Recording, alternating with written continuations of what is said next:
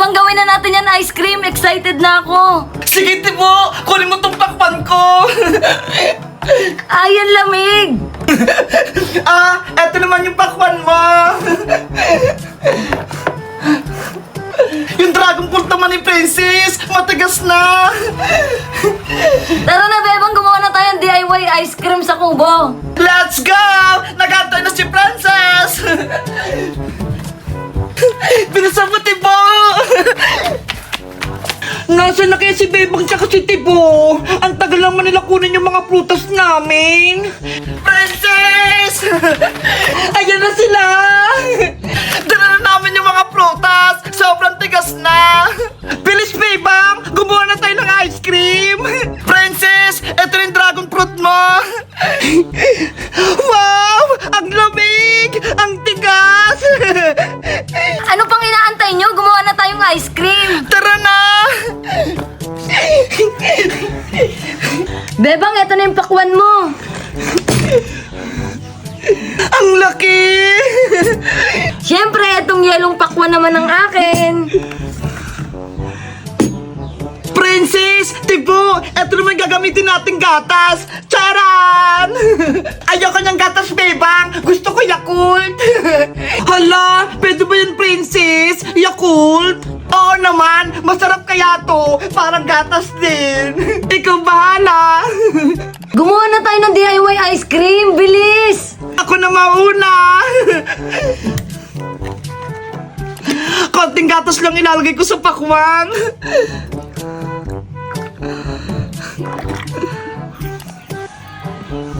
Ako naman, Bebang! Ate ba?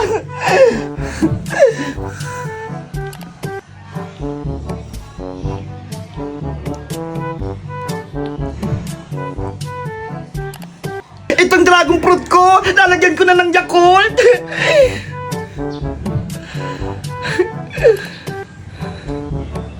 Kapag may gatas na, kayo rin natin to ng kutsara para maging ice cream.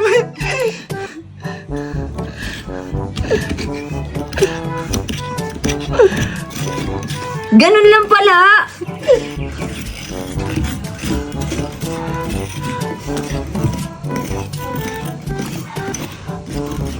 Excited ako kumain ng dragon fruit na ice cream. Bebang, eto na. Malapit na ako makagawa ng ice cream. Ang galing mo, Tibo! Sa akin, konti pa lang! Hala! Si Tibo! Nakagawa na ng ice cream! Konti na lang to.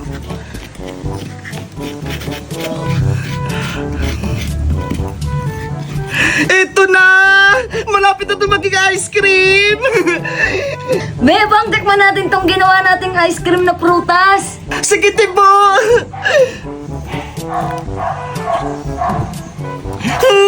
Ang sarap!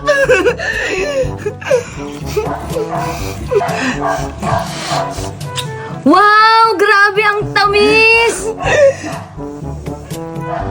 Successfully ginawa nating DIY ice cream, Tibo! Kumakain na si Tibo at si Bebang. Ako hindi pa ako makagawa ng ice cream ko. Bilisan mo na dyan, Princess, para matikman mo yung dragon fruit ng ice cream. Ayan na! Unti-unti na ako nakagawa ng ice cream.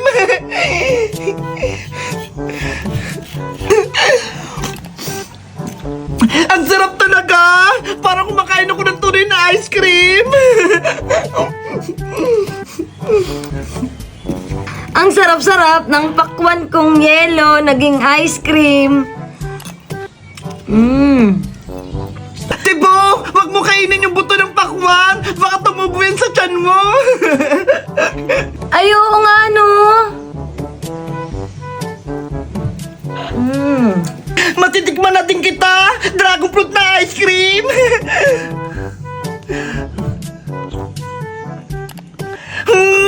Ang tamis! Ang sarap!